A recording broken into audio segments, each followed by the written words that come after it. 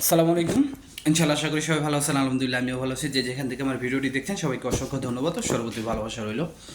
আজকে আপনাদের জন্য একটা মোস্ট ইম্পর্ট্যান্ট বিষয় ভিডিওতে থাকবে। মানে কেন জানি এখন ইম্পর্ট্যান্ট এবং গুড নিউজগুলাই আমার কাছে আসতেছে।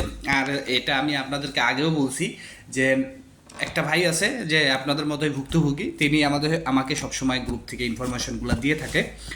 তো এটা হচ্ছে আপনার নৌলস্তার অ্যাপয়েন্টমেন্ট পেয়েছিল, তারপরে স্থগিতর কারণে জমা দিতে পারে নাই, সেটার অ্যাপয়েন্টমেন্টের ডেটও চলে গেছে, নলস্তার ডেটও চলে গেছে। পরবর্তীতে মালিক সেটা আপনার আপডেট করে দিছে এবং সেটা পরবর্তীতে আপনার ভিএফএস গ্লোবালে ওয়েব ফর্মের মাধ্যমে জমা দিছে। এবং আপনার তারপরে তারা ওয়েব ফর্মের মাধ্যমে 4,500 টাকা এরকম সামথিং, যদি আমার ভুল না হয় থাকে, পেমেন্ট করছে। মানে এরকম আরও কিছু প্রাসঙ্গিক কিছু বিষয় আছে এবং সেটা হচ্ছে ফেরারা শহর থেকে এরকম একটা শহর নাম বললো। তো এটা সম্পূর্ণ ভয়েস ক্লিপ আমার কাছে আছে। আরও আপনার ভিএফএস গ্লোবালের কী অবস্থা আজকে, এগুলো সম্পূর্ণ আপডেট আজকে আমার কাছে আছে।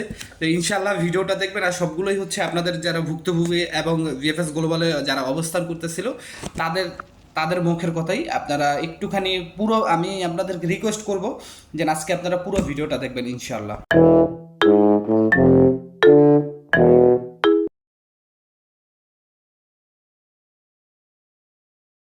তো সব কিছুর জন্য আলহামদুলিল্লাহ। আমি ভিডিওটা বেশি বড় করতে চাই না, কারণ যে ভয়েসগুলি আছে এই ভয়েসগুলো অনেক বড় আকারের। কিন্তু আমার কথা হচ্ছে আপনাদের কাছে রিকোয়েস্ট যে যারা ফেসবুক থেকে ভিডিওটা দেখবেন, ইউটিউব থেকে ভিডিওটা দেখবেন, ফেসবুকে আলহামদুলিল্লাহ সবাই ভিডিও শেয়ার করেন বা দেখেন, কিন্তু ইউটিউব থেকে যারা দেখেন একটু কাইন্ডলি আপনারা শেয়ার করে দিবেন। এটা আপনাদের জন্যই ভালো, আরও যারা আছে তারা জানতে পারবে। এবং আমি আপনাদেরকে আরেকটা জিনিস জানিয়ে রাখি, যেহেতু এই ভিডিওতে সেইটা পোস্ট করা যাবে না, আমি নেক্সট আমার আজকেই আমি এই ভিডিওর পরপরই 1-2 ঘন্টা পরপরই আমি আরেকটা ভিডিও ছেড়ে দিব, যেটা আপনাদের ভুক্তভোগীদেরই। সেটা হচ্ছে যে আগামী 26 তারিখ থেকে 31 তারিখ পর্যন্ত 5 দিন ব্যাপী একটা মানববন্ধন কর্মসূচির আয়োজন করা হচ্ছে প্রবাসী কল্যাণ মন্ত্রণালয়ে। সেইখানে এটা সম্পূর্ণ আপনাদের ইতালি ভুক্তভোগীরা। তো সেখানে আপনাদেরকে সবাইকে আসার জন্য রিকোয়েস্ট করা হয়েছে। তো আসলে আমি জাস্ট আপনাদেরকে নিউজটা দিয়ে দিলাম। এই নিয়ে আমি, যদি আমার মতামতটা জানতে চান তাহলে আমি একটু পরে এটা বিষয়ে কথা বলি, আপনারা আগে ভিডিওটা দেখেন। সালামু আলাইকুম লালন ভাই, কেমন আছেন? লালন ভাই, আমরা 8 জন ফেরারা শহরের 2024 সালের আবেদন এপ্রিলের এপ্রিলের নুরুল আস্তা 8 জনের আমরা অ্যাপার্টমেন্ট ডেট পাইছিলাম না। পরবর্তীতে আমরা অ্যাপার্টমেন্ট ডেট পাইছি, জমা দিতে পারিনি স্থগিতের কারণে। পরবর্তীতে আপনারা যে একটা আন্দোলন করলেন, ওই আন্দোলনের টাইমে সুই আপডেট করতে বলছেন, ওই টাইমে আমরা আমার মাধ্যমেরে জানাইছি যে আমাকে ওই কাগজটা রিইস্যু করা লাগবে। পরবর্তীতে আমাদের মাধ্যম আমার মালিকরে বলছে যে অ্যাপার্টমেন্ট ডেট যেহেতু পাইছে, লোকজন জমা দিতে পারে নাই, এটা অনেক টাইম লাগবে, টাইমের প্রয়োজন, এইভাবে রিইস্যু করা যায়। পরবর্তীতে মালিক বলছে যে আচ্ছা ওইটা দেখতে আছি। এরপরে কিছুদিন পরে মালিকে যাইয়া পেফত্তরায় যোগাযোগ করছে। এরপরে বলছে যে তোর কাগজগুলা প্রক্রিয়াধীন অবস্থায় আছে, চেকিং এর ভিতরে আছে, চেক হয়ে গেলে পরবর্তীতে তুই অ্যাপয়েন্টমেন্ট ডেট পাবি, একটু ওয়েট কর। পরে 1 সপ্তাহ পরে মালিক রে আবার এগেন যাইয়া পেফত্তুরা থেকে মেল করছে, তুই যদি এই লোকগুলো নিতে চাও তাহলে কনফার্ম কর। কনফার্মের মেসেজ দেওয়া, পরে কনফার্ম করে দিছে। কনফার্ম হওয়ার পর এরপর যাইয়া কাগজগুলো রিইস্যু হয়েছে। রিইস্যু হইয়া 24 সালের কাগজ 25-এর ডেটে আসছে। গত মাসের 29 তারিখ আমরা যাইয়া না আমরা সরি আমরা যাইয়া 24 তারিখে মেইল করি। এরপরে যাইয়া আমরা 1 সপ্তাহ পরে 8 জনে একই দিনে ডেট পাই এবং 8 জনে একই দিনে আমরা জমা করে আইছি। ওয়েব ফর্ম পূরণ করার সময় আমাদের থেকে 4,500 টাকা নেছে এবং নরমালে আমরা জমা দিছি 15,100 টাকা নেছে। পরে জমা হওয়ার একদিন পরে বিএসএফ থেকে আমাদের মেসেজ করে যে আপনারা যখন আপনাদের পাসপোর্ট কালেক্ট করতে আসবেন তখন আপনারা আপনাদের একটা অ্যাকাউন্ট নিয়ে আসবেন পার্সোনাল, আপনাদের থেকে 3,100 টাকা আমরা বেশি নিছি এবং 3,100 টাকা রিটার্ন পাবেন। পরবর্তীতে আমি জিজ্ঞেস করছি আমাদের ডেলিভারি কবে দেবেন, পরে বলছে যখনই হয় তখনই আপনাদের আমরা ডাকবো। আজকে আমাদের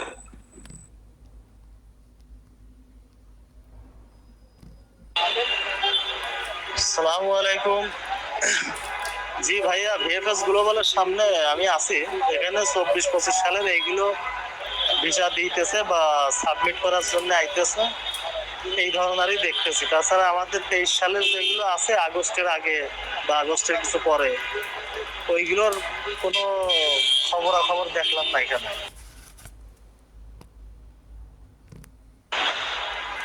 জি ভাইয়া, আজকে ভিএফএস গ্লোবালে 200-র মতন লোক আসছে। 200, হ্যাঁ 200 বা 200 প্লাস, 200 প্লাস এমনই হবে, 210-20 জন এরকম হবে। তো আপনার 24-25 সালের এইগুলোই আসছে, আপনার কালেকশন করতেও আসছে প্লাস সাবমিশন করতেও আসছে। সব মিলায়ে ভালো। 24 সাল 25 সাল এদের জন্য আসলে খুব ভালো খবর। কালেকশন করছে, সাবমিট করতে আসছে, আর বাদ বাকি 23 সালাদের আসলে দুর্ভোগ, বুঝছেন? এইটাই দেখলাম। 23 সালের কোনো লোক যাওয়ার আমি তো চোখই বাঁধল না ভাই। জি ভাইয়া, আমার ওই বিআই জমা দিচ্ছে ওই 24-এর, ওনার মোবাইলে মেসেজ আসছিল। ওনার তো স্ক্যান করে রেখে দিছিল পাসপোর্ট, পরে বলছে যে পাসপোর্ট আবার সাবমিট করার জন্য ভিসা রেডি হচ্ছে।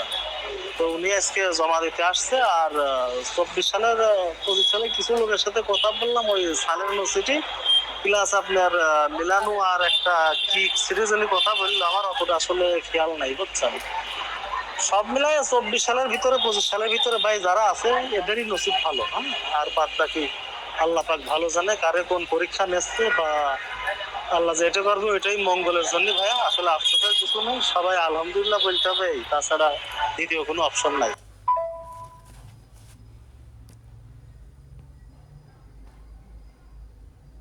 আসসালামু আলাইকুম প্রিয় ইটালি ভুক্তভোগী ভাইয়েরা। তো আমরা যারা ভাবতেছি যে এতদিন লম্বা ঈদ এলো কি কারণে, যে ভাই লম্বা ই একটাই দেওয়ার কারণ, আমরা ইতিপূর্বে একদিন করেছি, কোনো সুফল আনতে পারি নাই। তা এখন লাগাতারে 4-5 দিন দেখা গেল টনক নড়বে সব জায়গারই। অ্যাম্বাসিডারও বলেন, বিএফসি বলেন, প্রশাসন বলেন, মন্ত্রণালয় বলেন, সবাই টনক নড়বে যে খাইছে 26 তারিখ থেকে 31 তারিখ পর্যন্ত। তা এটা তো বিবেচনা করার দরকার যে ভুক্তভোগীদের যে মুক্তি দিতেছে না, এটা কোন পদে। তা আমরা অ্যাম্বাসিডারের সাথে কথা বলে দেখি যে তাদের জন্য দ্রুত একটা মুক্তি দেয়। তা ইনশাল্লাহ আশা করি আফ্রিকা আমাদের একটা দ্রুতই একটা সিদ্ধান্ত আসবে। হয়তোবা আমাদের কর্মসূচি নাও করা লাগতে পারে, এর আগেই আমাদের একটা ফয়সালা হতে পারে। তা এখন সব জায়গায় টনক নড়বে ইনশাল্লাহ, আশা করি যে লম্বা যখন আমাদের কর্মসূচির ডাক দেওয়া হয়েছে, তা এখন সবাই নড়াচড়া দিবে। তা কেউ টেনশন করেন না, ইনশাল্লাহ সবাই প্রস্তুত থাকেন। আমরা ইনশাল্লাহ 26 তারিখের থেকে আমরা সবাই প্রস্তুত আছি। তো সবাই প্রস্তুতি নেন ভাই, একদিন কইরা কোনো লাভ নাই।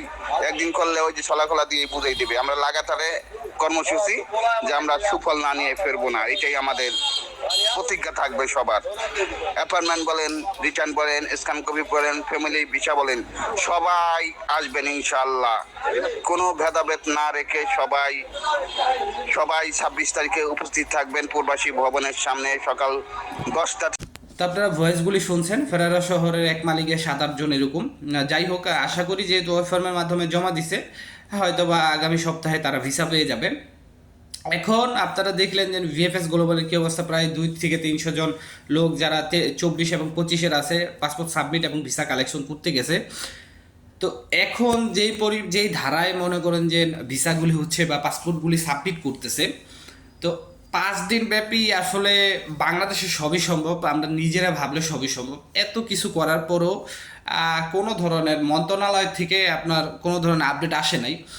আমি রিসেন্টলি একটা ভিডিও দেখলাম, যে জার্মানিতে যে থাকে তার একটা ভিডিও দেখলাম, যে ধরেন কোনো কারণে যদি তারা ডিক্লারেশন দেয় সব বাতিল, হয়তোবা সেটা আপনারা এখন বলতে পারেন বাতিল করে দিলেও আমরা রেহাই পাবো। হ্যাঁ ঠিক আছে, আপনারা রেহাই পাবেন, কিন্তু আপনাদের জন্য আরও যে লোকগুলি ভিসা পাইতো, যাদের সহ্য করার ক্ষমতা আছে, এগুলো পাবে না। কারণ এখন অতিরিক্ত কোনো কিছু ভালো না। এম্বাসি আমাদের সাথে যেটা করছে খুবই খারাপ করছে, ভিএফএস গ্লোবাল আমাদের সাথে যা করছে সেটা খুবই খারাপ করছে। কিন্তু আমাদের একটা জিনিস মনে রাখতে হবে যে এই খারাপের পিছনে দায়ী কারা? এই খারাপের পিছনে দায়ী একমাত্র শুধু আমরা বাঙালিরা। আপনারা দেখেন এই যে অ্যাপয়েন্টমেন্টের যে বিষয়টা, আগে ছিল স্লট সিস্টেম, সেখানে 1 লাখ 2 লাখ টাকা বা সামথিং এরকম কিছু আশেপাশেই, এই টাকার আশেপাশে কারা নিত? আমাদের মতো বাঙালিরাই কিন্তু স্লটগুলি কী করতো, হ্যাক করতো, তাই না? পরবর্তী দেখা যায় যে এই স্লটগুলি তারা আমাদের কাছে বিক্রি করতো। তারপরে আপনার হচ্ছে ইতালি অ্যাম্বাসিতে আজকে এত দেরি কেন? প্রচুর পরিমাণ আপনার নুলস্তা ফেক হয়েছে। আমরাও তো আসছি, আমাদের আগেও তো অনেক লোক আসছে না, এরকম তো হয় নাই। তারা কিন্তু একটার পর একটা আপডেট আনছে, একটার পর একটা সিস্টেম চেঞ্জ করছে। এখন আমাদের কারণে আরও ইতালি আসাটা আমাদের জন্য কঠিন হয়ে গেছে। এটা কি আপনারা জানেন? এটা হয়তো আপনারা জানেন না। অধিকাংশ নুলস্তা 2025-এর নুলস্তা সাসপেন্ডেড করে দিছে। বাঙালিদের নুলস্তা আগে কিন্তু বাঙালিদের নুলস্তা প্রচুর উঠতো, কিন্তু এখন সাসপেন্ডেড করে দিছে। তো এর পিছনে আসলে এখন কি বলবো, এগুলো বললে আপনারা রাগ করবেন। তবে যাই হোক, যদি ভালো, আশা করি যে ভালো কিছু হবে বা ভালো কিছু আসবে। আমাদের সামনের যে আপনারা কর্মসূচি করছেন, এখানে আমার বাধা দেওয়ার বা আমার না করার কোনো ধরনের স্কোপ নাই। আমি চাই ভালো কিছু, কিন্তু যতটা ভালো ততটা খারাপ, এই দুটাই ভাবতে হবে। যে কারণ এটা আমাদের জন্য একটা অনেক বড় একটা কিন্তু সিচুয়েশন হবে যদি আমরা এটা করতে পারি। হয়তো পজিটিভ না হয়তো নেগেটিভ, এরকম কিছুই হবে। তবে আমি মনে করি যে এখন কিন্তু অ্যাম্বাসি অনেক অনেক কাজ করতেছে, তাদের কাজের যে গতি সেটা কিন্তু অনেক বাড়াই দিছে। তারপরেও আপনাদের বিবেচনার বিষয়, আপনারা কি করবেন। সবাই ভালো থাকবেন, সুস্থ থাকবেন, সকলের জন্য দোয়া রইল, সবার জন্য দোয়া করবেন। আসসালামু আলাইকুম, আল্লাহ হাফেজ।